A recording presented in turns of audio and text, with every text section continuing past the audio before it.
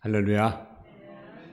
여호수아 1장 1절에서 9절 말씀 가지고 치우치지 말라라는 제목의 말씀을 가지고 말씀을 드렸어요. 여호수아는 모세의 후계자로서 여러분 이스라엘을 가나안 땅에 인도한 사람입니다. 이스라엘은 애굽에서 이끌어낸 모세의 꿈은 가나안 땅에 들어가는 것이었지만 그가 가나안 땅에 들어가지 못하고 드디어서 여호수아가 인도자가 됩니다. 사실 드리어스를 이끌고 가나안 데 들어간 행운을 얻게 된 것은 여호수인데 쉬운 일이 아닙니다. 왜냐하면 가나안 땅의 원주민과 싸워서 그 땅을 점령해야 하기 때문에 그렇습니다. 한편으로는 40년 동안의 긴 세월을 광야에서 방황한 이스라엘을 통치했고 다른 한편은 가나안 땅을 점령해야 했습니다. 그런 가업을 받게 된 여호수아에게 하나님이 주신 명령 격려 말씀이 바로 본문의 내용인데, 특별히 오늘 본문에서 강조하는 것은 뭡니까? 바로 7절의 말씀이죠. 오직 강하고 크게 담다여 나의 종 모세가 내게 명령한 그 율법을 다 지켜 행하고 우로나 좌로나 치우치지 말라. 그러면 어디로 가는지 형통하리니. 우리 시대는요, 정치적으로도 양극단의 그 대립으로 긴장이 고조되고 있는 현실이 지금 현실의 모습입니다. 그렇잖아요. 여당과 야당, 좌우로 우로, 또 도사 간의 갈등, 또 학원, 또 사상, 이념도 모두 극자가 아니면 극으로 대립하고 있습니다. 신앙적으로도 극단의 보수주의, 또 진보주의가 대립하는가 하면 극단의 세속주의, 신비주의가 대립하고 있습니다. 이런 현상은 개인이나 공동체 그리고 나가서 국가를 위해서도 바라는 것 같지 않다라는 거죠. 그래서 본문에서 보면요, 치우치지 말라는 교훈 한번 생각해 봐야 됩니다. 첫째로 좌와 우에 대해서 한번 생각해 봐야 됩니다. 해방 이후로요, 우리 일제 36년 가운데 해방되었잖아요. 근데 문제는 뭡니까? 해방되고 나서 그 좌로 우로 인해서 끊임없는 갈등이 일어났다는 거죠. 갈등. 해방 이후로. 처음부터 끊임없는 갈등, 그래서 막 피 터지는 그런 싸움이 일어나고 있었던 것을 우리가 역사학에서 우리가 볼 수가 있습니다. 그래서 날이면 날마다 극우 단체들과 극자의 단체들의 투쟁이 계속되는 와중에서 우리 민족의 해방은요 피빛으로 물들고 말았습니다. 그리고 오늘의 이르기까지 분단의 삼파선, 남과 북이 지금도 갈라지고 있잖아요. 그래서 자유주의냐 공산주의냐 이런 갈등 속에 우리가 있습니다.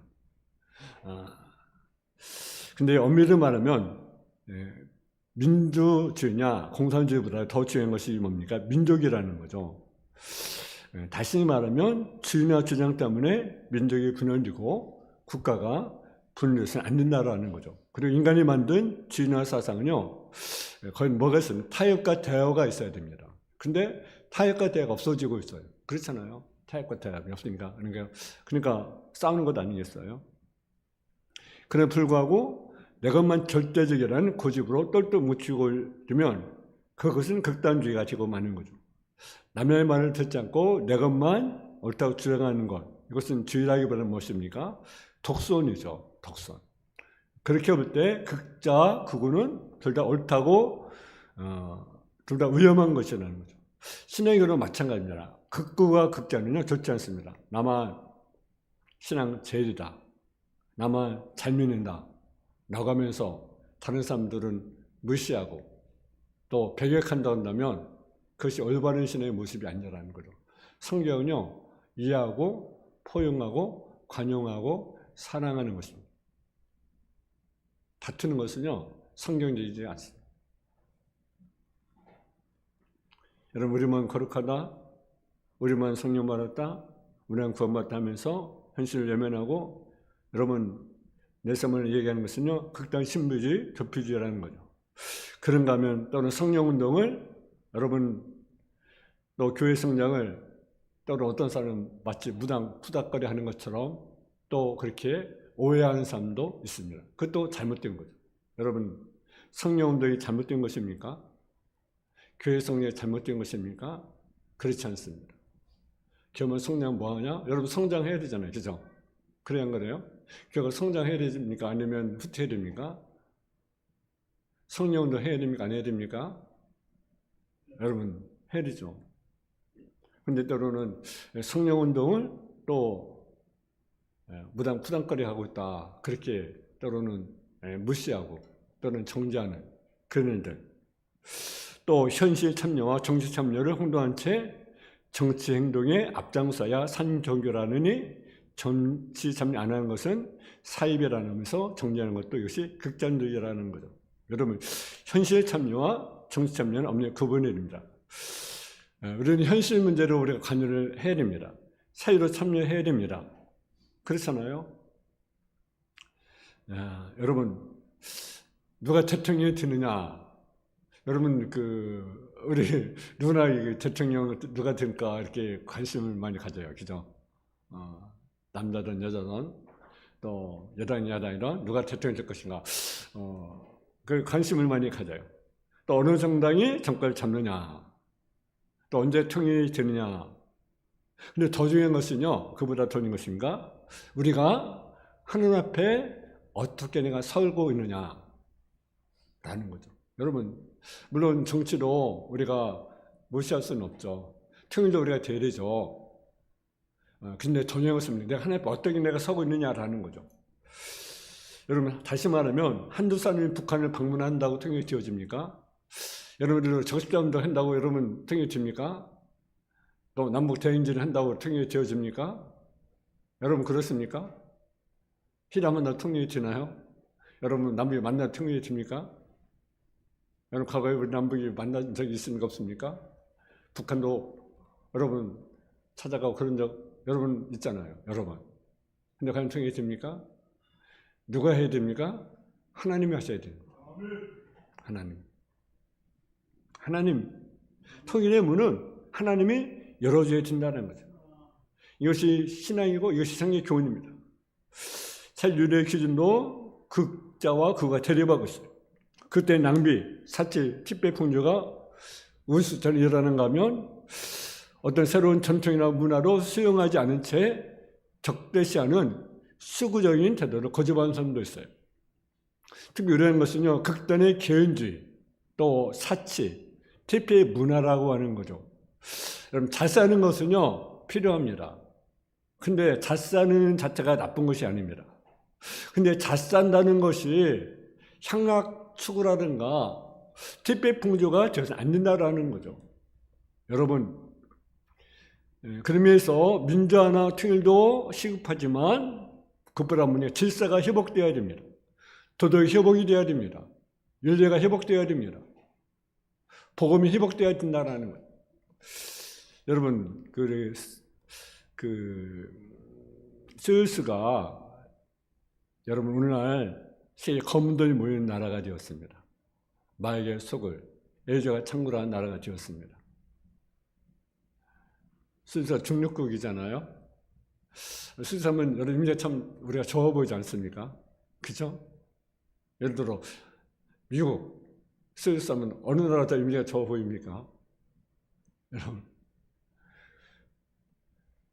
예를 들어 필리핀, 스위스 어느 나라 더 이미지가 좋아 보입니까? 북한, 스위스 어떻습니까? 중국, 스위스 아니면 프랑스나 스위스 어느 나라 더 이미지가 좋아 보입니까? 근데 스위스가요 마에게 수고이 되었습니다. 검은 돈이 모인 나라가 되었습니다. 애주가 창건한 나라가 되었습니다. 스위스는 본래 종교계의 중심부였습니다. 그런데 오늘날에서는 극도의 세속화되어 가고 있습니다. 스위스 복음성의 한 가지가 그 원이 이렇게 지적합니다. 첫째는 너무 많은 돈이 모이기 때문이다. 둘째는 개인주의화로 인해서 가족에 대한 무관심 때문이라고 하는 거죠. 세 번째는 정신 공으로 인해서 고독 때문이라는 거죠. 여러분, 스스로 하루빨리 도덕성과 정치적 지위를 회복하지 않으면 더욱더 침체 위기로 치닫게 될 것이라는 성경사람들의 지적입니다. 필리핀을 방문한 어떤 미국의 상원의원이 한 사람이 이렇게 필리핀을 이야기했습니다. 가난한 사람이 많은 나라, 부자가 많은 나라 이렇게 표현했어요. 가난한 사람이 많은 나라, 부자가 많은 나라. 그럼 부자가 많은 나라입니까? 한 나라가 많은 나라입니까? 참 표현을 참 아주 기가 막히게 했는데, 여러분, 가난한 사람들 하나씩 가난하고 부자는 엄청나게 부자예요. 필리핀. 여러분, 국가의 부를 특허층 소수가 점령하기 때문에 절대다수는요, 국민이 가난해요. 그런 의미에서 경제로도요, 극우나 극자가 옳지 못합니다. 과거 우리 1990년 10월 다미성교회 사건이 있었죠. 여러분 기억하십니까? 예수님이 재림한다고 해서 막 기다리고 흰 옷 입고 막 기다렸어요.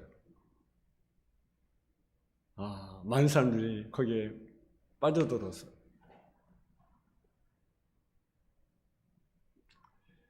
여러분 지금 우리나라에는요, 자칭 그리스도라는 사람들이 있고요, 시한부 종말론을 내서 그런 사이비 시설이 정말 많이 있습니다.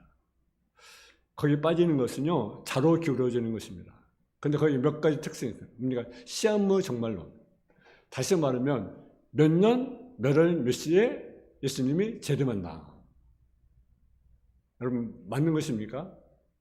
그렇지 않습니다. 성경은 그런 것들은 아무도 모른다고 우리에게 말합니다. 이제 모릅니다. 그러니까 우리 늘 껴서 기름과 등을 늘 우리가 준비해야 되는 거죠. 그게 지혜로운 성도의 모습이죠. 신부의 모습이 아니겠습니까? 또 하나는 뭡니까? 교제의 신격과 절대화라는 거죠. 그러니까 교제말이 법이에요. 성령보다 교제말이 법이에요. 우선순위에 있는 거죠.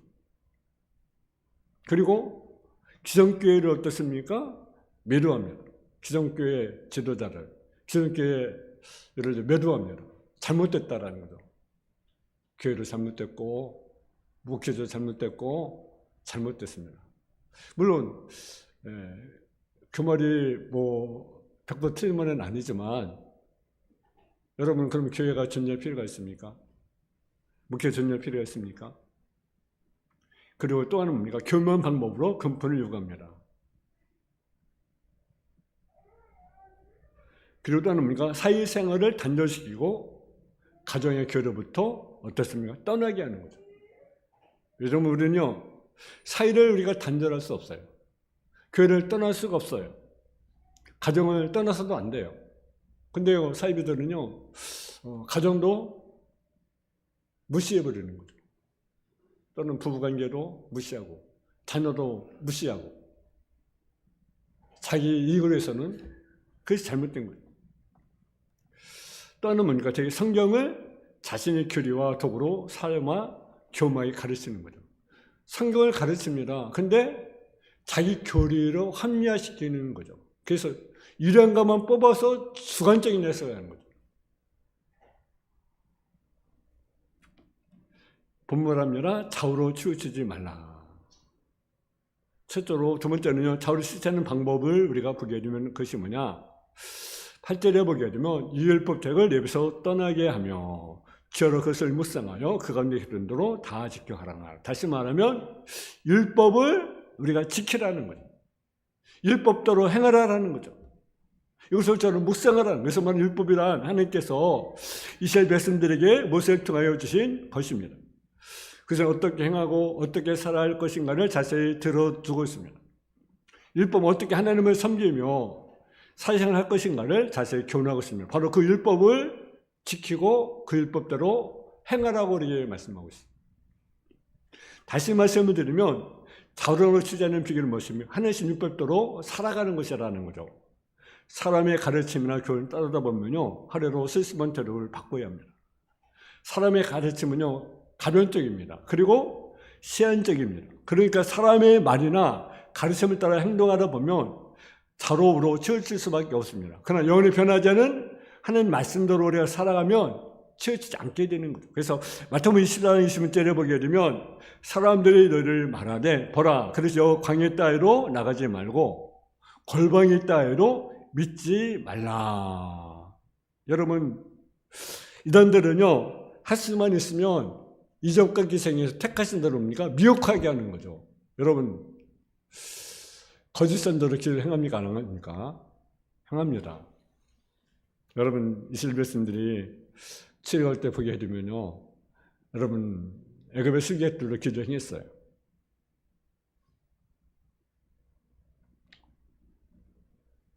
하나님도 행했지만 그러나 하나님이 더 크게 행하셨죠. 그러니까 말씀은요, 하늘에 어떤 일을 행합니까? 하늘에서 불이 내려오는 일을 행합니다. 거짓선지. 그러니까 사람들이 여기 정말 놀랍네, 여기 기적이 일어나네, 여기 능력이 나타나네. 그러니까요, 미혹되는 거예요.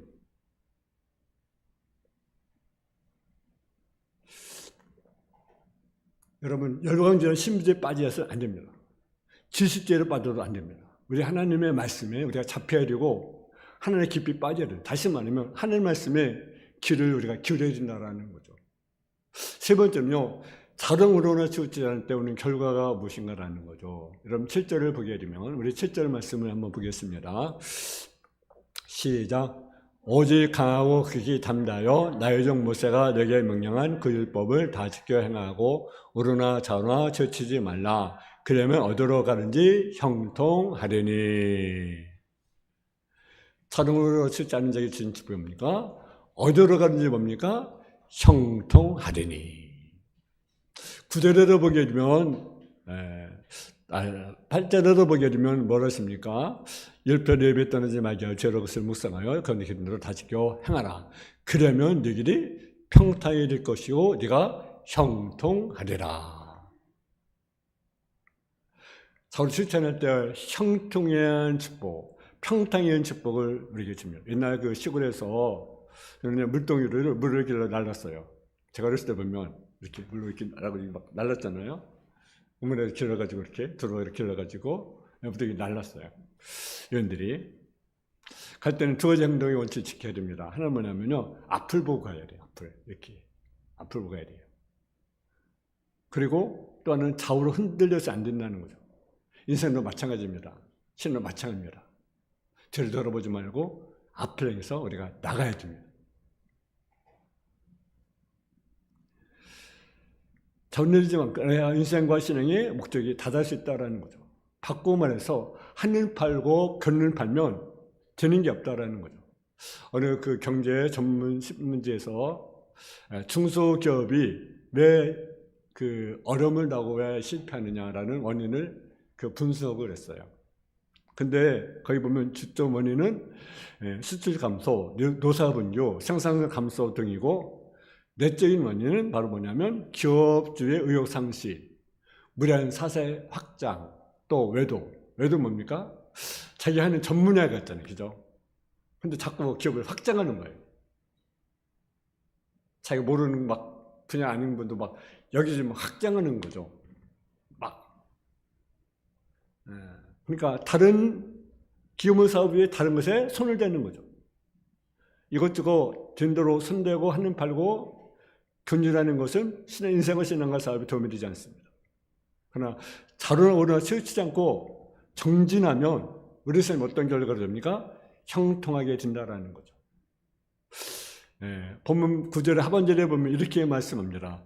네가 어디로 가든지 네 하나님 여호와가 너와 함께 하느니라. 어디로 가든지 하나님이 함께 한다. 치우치지 않은 자에게 하나님께서 내가 너와 함께 한다.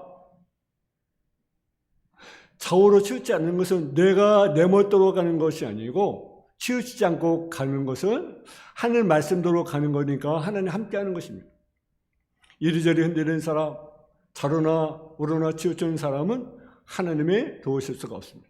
그냥 뜻을 정하고 그 마음을 하나님께 두고 죽고 나서나 나는 하나님만 바라보냐는 믿음을 가지고 오직 하나님만 의지하는 사람, 하나님만 바라보는 사람, 말씀대로 살아가는 사람, 하나님은 그에게 뭡니까? 함께 하겠다. 내가 너와 함께 하겠다.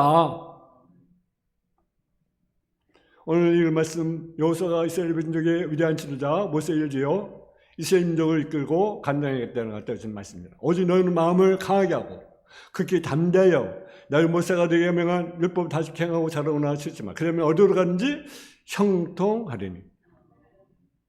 여러분의 신앙생활에 다니는 것은 뭡니까? 자라오나 치우치지 않는 것입니다. 다시 말하면 말씀을 따라 살아가는 거예요. 애굽을 떠났다고 해서 약속대로 땅에 들어간 것은 아닙니다. 교회 다닌다고 해서 다 구원받는 것이 아닙니다. 마찬가지로 기독교 역사를 통해서 보면 자로우치나 추천자들이 많이 있었습니다. 신학시대로 어떤 사람은 예수를 믿지만은 다시 말해 복음 믿으면서도 모세율법 지켜야 된다, 그렇게 생각해서 여러분 치우치는 사람들이 있었습니다. 이것을 시험에서 여러분 서로바는요 로마서를 기록했고 갈라디아서를 기록했어요. 어떤 사람들이 이성의 지시나 철학 방면에 치우치는 사람이 있었습니다. 그래서 여러 사람들에서 서로바는 고린도전서 오래서서 기록했습니다. 근데 이렇게 자로치는 사람 연합이 있는 것이 아니라 오늘도 우리 집에 얼마든지 있어요. 얼마든지 볼 수 있습니다. 우리 한국교회가 지금 많이 성장을 했어요. 그런 기독 역사가 우리나라처럼 성장한 그 역사가 별로 없어요. 우리 한국 물론 지금은 많이 좀 이렇게 좀 줄어들고 있지만 아직도 그만큼 성장하고 있는 것은 분명한 사실이죠. 근데 이런 중요한 시점에 놓여 있는 한국 교회가 숫자의 성자만 우리가 만들 것이 아니라 신앙적인 면에서 바로 서야 건전한 성령을 할 수가 있습니다. 여러분, 우리가 치우치지 말아야 됩니다. 어떤 사람은 현실을 무시하는 그런 성도가 있어요. 때로는 신앙생활에서 가정 때로는 무시하는 그런 가정도 있어요. 그런 모든 게 잘못된 것입니다. 어떤 성도는 기도를 하는데 경제를 고치는데 기도만 하면 된다, 그런 성도도 있어요. 물론 기도 하나면 치료해주지만 때로는 하나님은 또 의사를 통해서 우리를 치료하기도 합니다. 우리는 치우치지 말라라는 거죠. 우리 신앙, 여러분, 오직 우리는 무엇이 규제되어야 됩니까? 말씀. 말씀. 2025년도 우리가 여러분 너무 치우치면 안 됩니다. 그러면 갈등하게 되어 있습니다. 그리고 싸우게 되어 있습니다. 분쟁에 되어 있습니다. 가정도 마찬가지고, 교회도 마찬가지고, 나라도 마찬가지고. 왜 나라가 이렇게 혼란스럽습니까? 서로 치우치니까 그런 거예요. 그죠? 그래, 결국은 그런 것 아니겠습니까? 나는 내 말이 옳다, 또 나는 내 말이 옳다, 이런 것 때문에 갈등하는 것 아니겠습니까? 주님만이 이 갈등의 문제를 해결할 수 있어요. 우리가 기도를 많이 해야 됩니다. 정말 나를 보면 너무너무 안타까워요. 정말 이 나라 어떻게 될지, 임자 하나님은 어떻게 인도하실지 분명히 하나님이 일하고 있다는 거죠. 어떤 방면 하나님은 기른 자의 필요하다는 거죠. 하나님은 믿음의 사람이 필요하다는 거죠. 우리가 오직 하나님을 바라보면서 우리 하나님의 도움을 구하는 저 여러분 되어지길 바랍니다. 우리의 기준이 무엇입니까? 말씀. 늘 말씀 안에 늘 거하는 저 여러분 참리 되어지기를 주님의 이름으로 부탁합니다. 사랑의 아버지 하나님, 우리가 자로는 원하지 않고 우리가 말씀 안에 늘 거하는 삶, 말씀이 규지는 삶, 그래서 우리 삶이 형통하고 평탄한 삶을 살아가는 삶의 모습이 되옵소서. 이 사이가 정말 혼란스럽습니다. 이 사이에 끊인 갈등 속에 있습니다. 주님, 먼저 믿는 그리스도인들이 정말 말씀 안에 바로 서는 삶이 되어서 이 나라 속에 안정을 찾을 수 있도록 주여 도와 주옵소서. 예수님의 이름으로 기도했습니다. 아멘.